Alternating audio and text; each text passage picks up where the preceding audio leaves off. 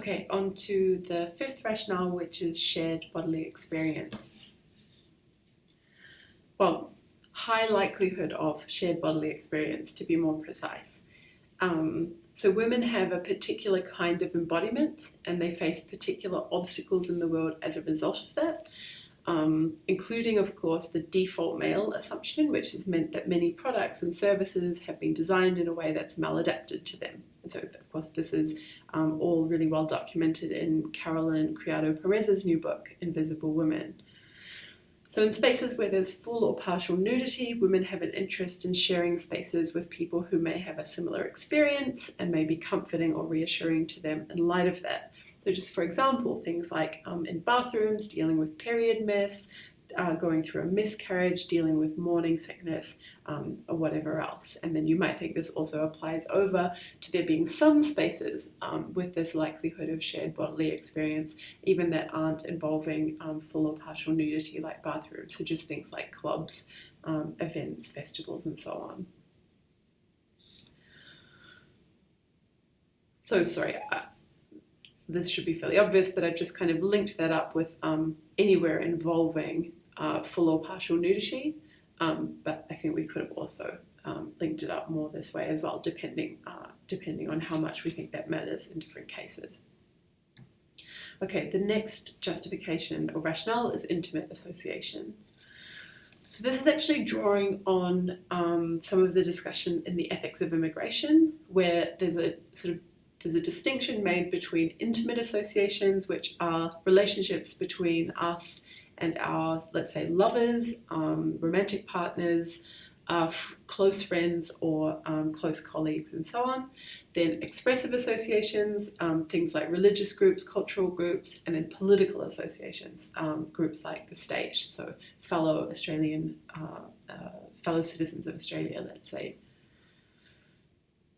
So there's a lot of disagreement over each of those kinds of association and whether we can reason from one to the other. None of that need to concern us here. The thing that's really interesting is that there's a lot of agreement on the right to exclude being kind of absolute in the case of intimate association. So the thought there is just if there are close relationships involved in any of the spaces we're talking about, then we get a right to exclude just on the basis of the kind of association that we're talking about. So in any spaces where women are close, which at least it seems they might be in political groups and in clubs, then there'll be a right to exclude. So that's being kind of conservative. You might think that some of the other spaces have closeness as a feature as well. Now, self-determination is a rationale that I'm particularly interested in, and I think it gets a bit less airtime in this discussion. The idea is that women's oppression has involved a particular feature, namely that what it means to be a woman has been disproportionately determined by male people, at least historically, but I think in an ongoing way too. And women are still trying to shake that off and to decide for themselves what it means to be a woman. So women in the 50s, for example, are determined by men to be decorative objects, in many cases to be housewives or homemakers, certainly in almost all cases to be mothers, to be people who serviced men's needs. So think of even the working women being expected to be the ones who pour the tea or take the notes, for example. So of course it's true that women have a lot more liberation now, but the effects of things like being denied a vote, being denied the capacity to drink in a public bar, being forced to quit one's job because one marries, being unable to access an abortion when it is wanted, and so on, all of these things are going to have long-lasting effects, and they're also going to have effects on other women coming through in later generations. So just think what it's like when you look around you and you see that almost all women leave their jobs in order to stay home with children, or almost all women have certain kinds of jobs and not other kinds of jobs. So I think women are actually particularly badly off when it comes to self-determination as a social group, because they have been so thoroughly other-determined, they don't even really have a self to get started with in thinking about a form of collective-oriented self-determination.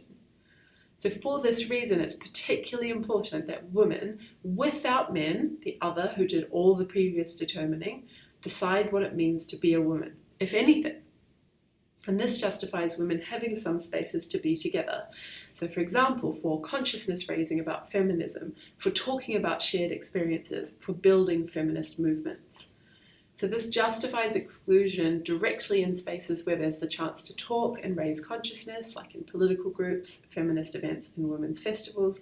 But I actually think it might justify all or some or all, but maybe all of the rest of the spaces indirectly as well. So let me just explain what I mean by that.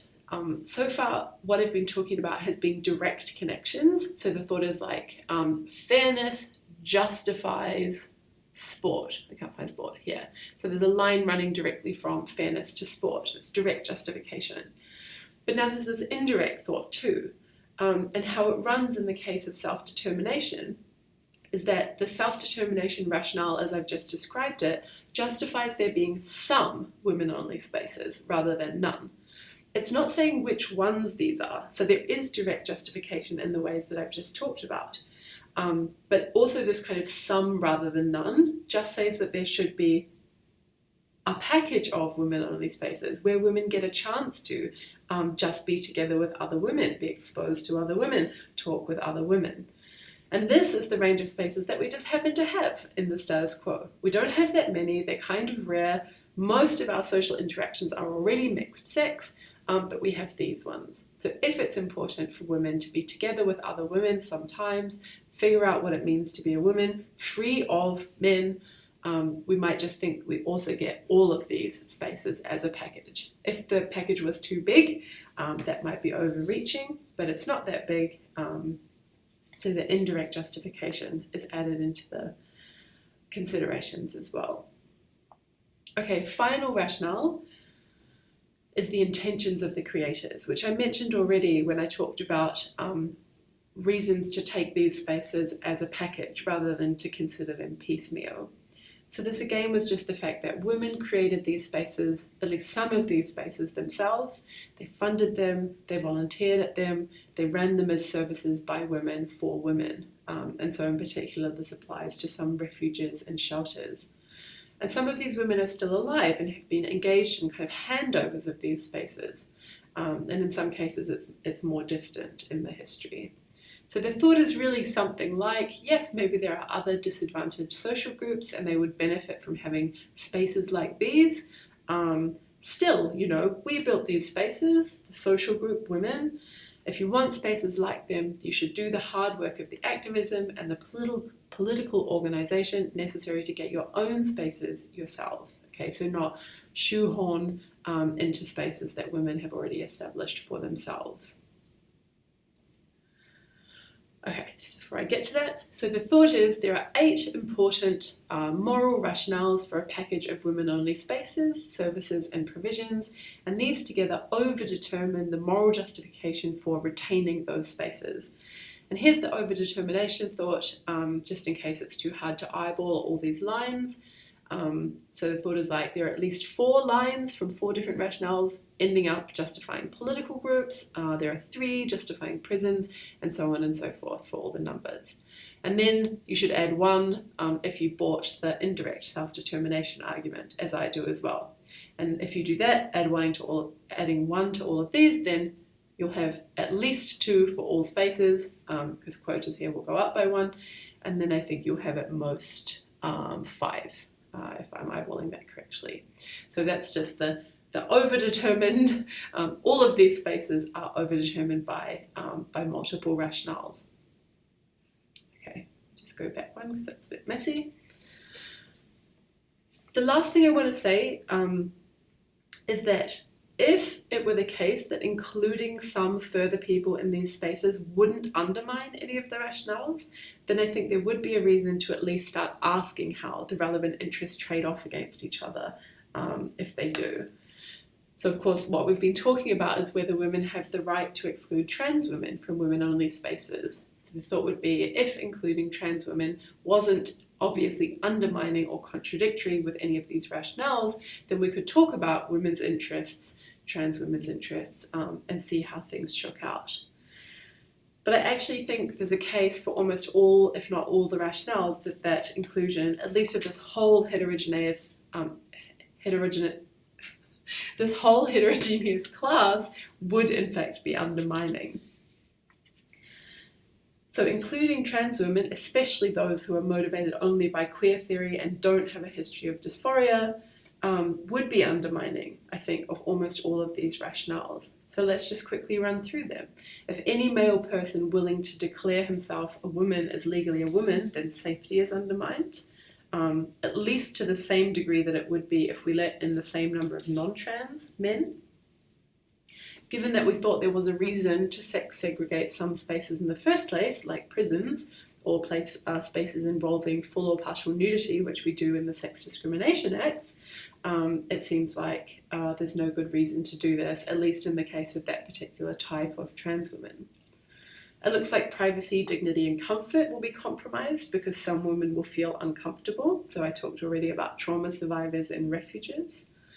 It looks like fairness will certainly be undermined in all the cases where women are forced to compete with male-bodied people who have a physical advantage in sports, and also all the measures designed to include more women, for example in politics where they're underrepresented, will be undermined by including more male people instead when there are already plenty.